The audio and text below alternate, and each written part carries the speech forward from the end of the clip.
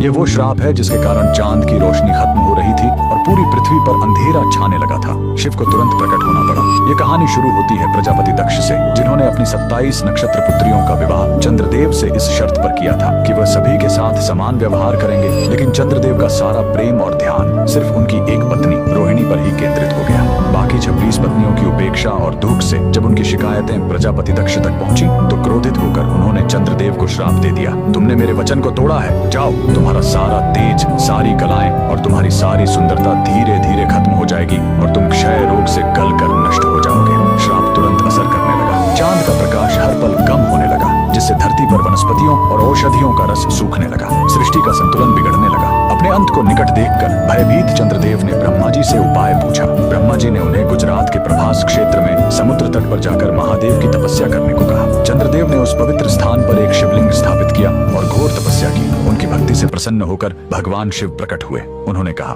मैं दक्ष के श्राप को पूरी तरह खत्म तो नहीं कर सकता, लेकिन उसका प्रभाव कम कर सकता हूँ। शिव ने वरदान दिया, तुम कृष्ण पक्ष में 15 दिन क्षीण होगे, लेकिन शुक्ल पक्ष में 15 दिन फिर से पूर्ण हो जाओगे। उन्होंने चंद्र को अपने मस्तक पर धारण कर लिया और चंद्रशेखर कहलाए। और जिस ज्योतिर्लिंग की चंद्र ने पूजा की थी वो सोमनाथ, सोम यानी चंद्र के नाथ के नाम से प्रसिद्ध हुआ। और यही सोमनाथ मंदिर भारत का पहला ज्योतिर्लिंग आज भी गुजरात के वेरावल में उसी समुद्र तट पर शान से खड़ा है जहाँ चंद्रदेव ने श्राप से मुक्ति पाई थी। लेकिन रुकिए, इस मंदिर का एक और रहस्य है। यहाँ मौजूद बाण स्तंभ यह बताता है कि यहाँ से लेकर दक्षिणी ध्रुव तक समुद्र के रास्ते में कोई जमीन नहीं है। भगवान शिव के भक्त कमेंट में हर हर महादेव जरूर लिखें।